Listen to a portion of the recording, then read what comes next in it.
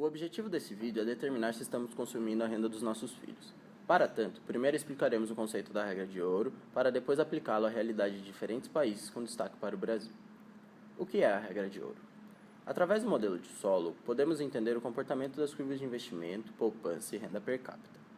No ponto em que há o encontro das curvas de necessidade de investimento e a poupança per capita, a economia se encontra no estado estacionário.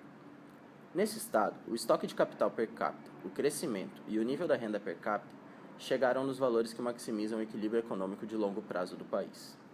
Neste equilíbrio, a poupança é igual ao investimento em capital físico. A renda pode ser poupada ou consumida. Desta forma, assim que sabemos o nível da renda per capita de equilíbrio de longo prazo, sabemos também quanto as pessoas irão conseguir consumir. A partir disso, o consumo pode ser explicado simplesmente como a diferença entre a renda per capita e a poupança per capita.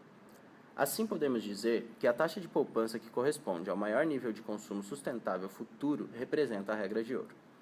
Ou seja, se a geração de hoje consegue poupar o suficiente para a geração futura chegar no estado estável da regra de ouro, a geração atual faz um sacrifício, consumir menos para seus filhos, netos e bisnetos.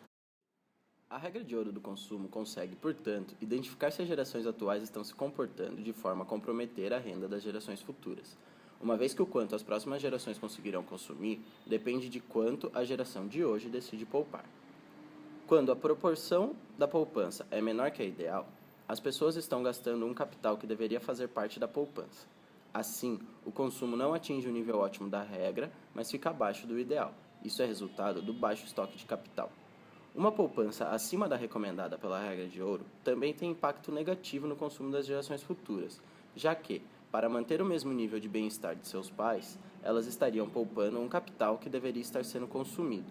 Assim, o alto estoque de capital também faz com que o nível de consumo fique abaixo do ótimo. A partir disso, iremos analisar como se dá a aplicação da regra de ouro no cenário atual em países como Alemanha, Estados Unidos, Japão e China, para então compará-los com a situação econômica brasileira. Com base na análise, foi possível observar que existe uma série de fatores que influenciam na taxa de poupança de um país.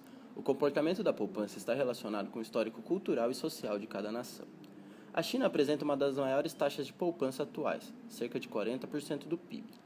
A ausência de uma rede robusta de seguridade social e a presença da dificuldade para obtenção de crédito levou ao desenvolvimento de uma cultura de poupança.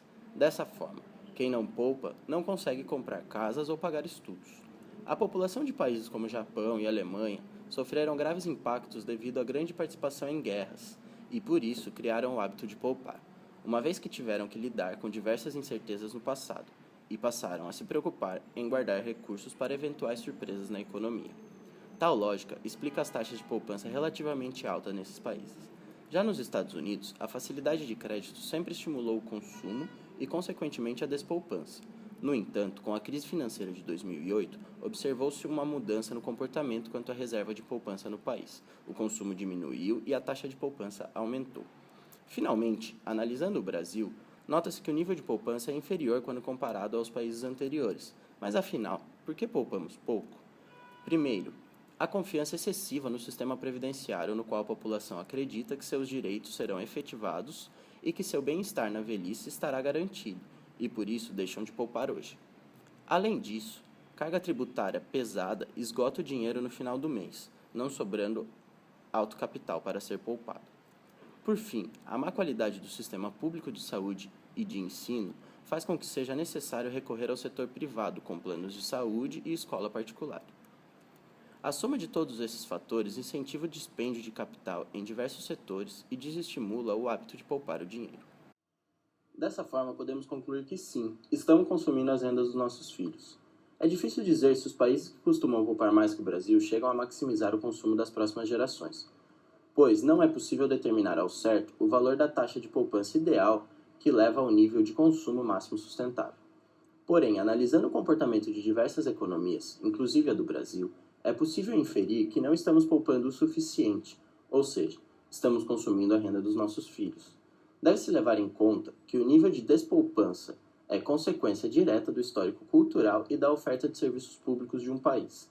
Ou seja, não existe uma fórmula de sucesso para se atingir a regra de ouro, uma vez que cada país possui particularidades que exigem desenvolvimento de incentivos específicos e únicos para cada um.